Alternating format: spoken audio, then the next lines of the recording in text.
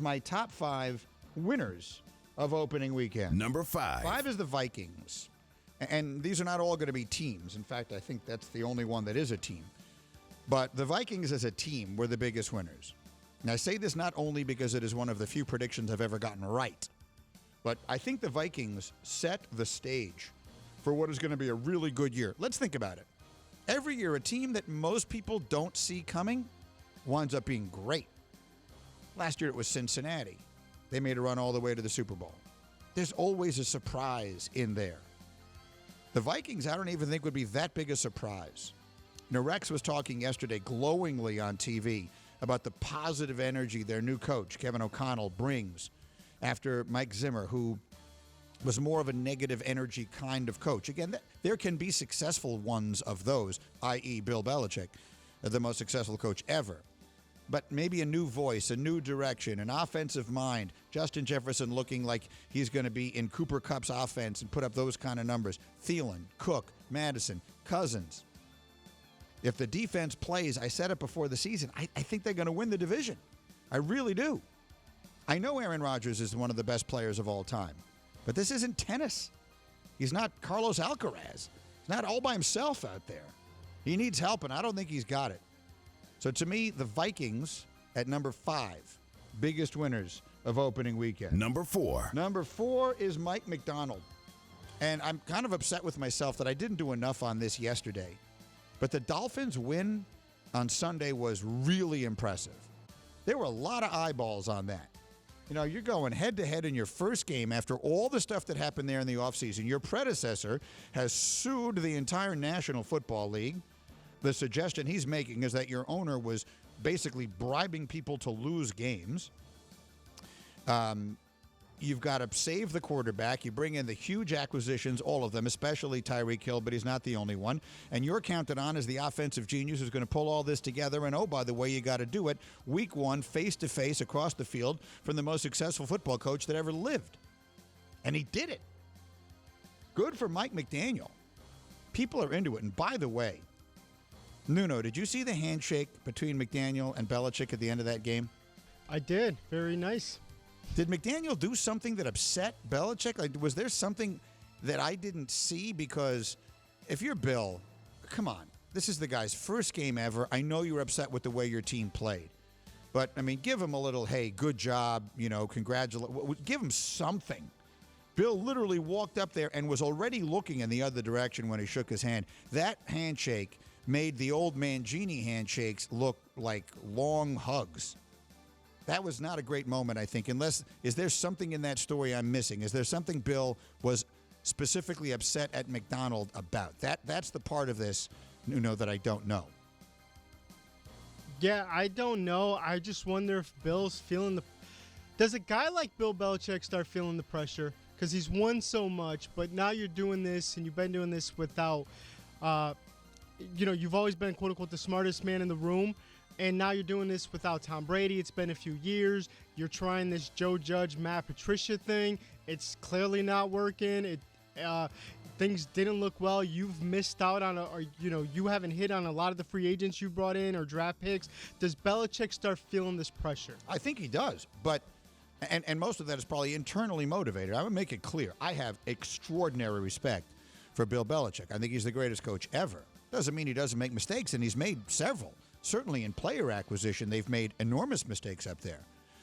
I will say this. If this thing doesn't get righted quickly, the Patricia Judge experiment, that really does look bad because that is on the head coach. He's the one who decided not to replace McDaniels. But let's not get there yet because all that has yet to happen.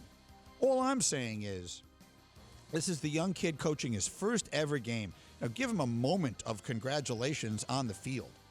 You're the greatest coach of all time, and I think Bill is 70 years old.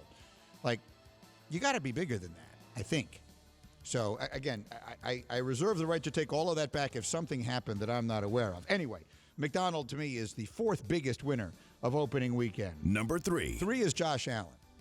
Allen was unbelievable Thursday night, and there was a lot of pressure on him, too. Opening game, tough spot across the country, playing the Super Bowl champs, unfurling the banner.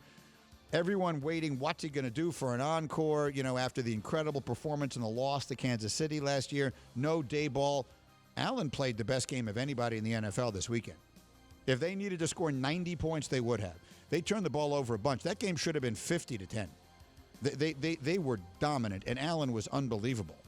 We live in a short attention span kind of society, so it feels like a very long time ago, but his performance should not be forgotten. I think he is the number 3 biggest winner of opening weekend. Number 2. 2 was your guy, Nuno, Brian Daboll. Brian Daboll has done the opposite of Robert Saleh. He has won over the fan base immediately. Immediately.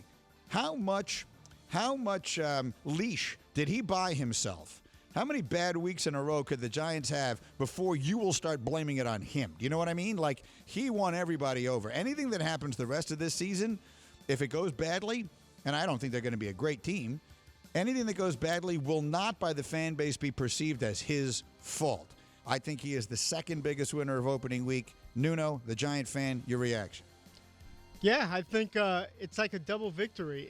They won the game, and the fact that we feel like we have a head coach and we are headed in the right direction, and that we know that we're not going to be very good because there's still this team lacks a lot of talent, but that you're headed in the right direction. Guys want to be there. Guys want to play for you. You're not worried about any chatter coming out of the locker rooms or things of that nature, that you're just headed in the right direction, and you will be willing and okay with if you're 5-12, 6-11, that type of thing. Yeah, look, I mean, believe me, I heard it yesterday. I was out and about. I live right here in New York City, and I was out and about yesterday, and I get a lot of things yelled at me in the street. 99% of them are very nice. Most of them are, you tell Stephen A., and then something. Like, ever since I started doing the NBA show, I have a lot of messages for Steve. Everyone wants me to tell Stephen A. something. But yesterday, all I heard was from Giant fans. Everywhere I went. And everyone is wearing a Giant shirt. Yesterday, construction sites, everywhere, everything you walk past, everybody's got their Giant stuff on. Good for you. You deserve it. I'm jealous. So Brian Daboll is my number 2 winner of the week. Number 1. Number 1 is Pete Carroll, and I will tell you right now, I put this list together yesterday before the game was played. And at the bottom, I put Pete Carroll / Russell Wilson. The answer for number 1 will be whoever wins this game. Because the more you dive into that, the more you peel back the onion, that relationship was trouble. I think there was a time when it was very good. All the reporting I saw, I watched Monday Countdown, Susie and company yesterday. They're awesome. Everything I heard, I saw Russell hugging DK Metcalf. I saw Russell hugging Geno Smith. I didn't see Russell hugging Pete Carroll. That was definitely one they wanted. It won't get the attention that Brady versus Belichick got because they didn't win 6 Super Bowls together, but they did win 1 and should have won another. And they were together a long time. So to me, I think they both wanted that game more than you could ever imagine. So to me, whoever was the winner of that game was going to be my number 1 winner of opening weekend. So again, when I filled in my top 5 yesterday, I just put Wilson / Carroll. And this morning I would delete the loser. Thank you for watching ESPN on YouTube. For live streaming sports and premium content, subscribe to ESPN+.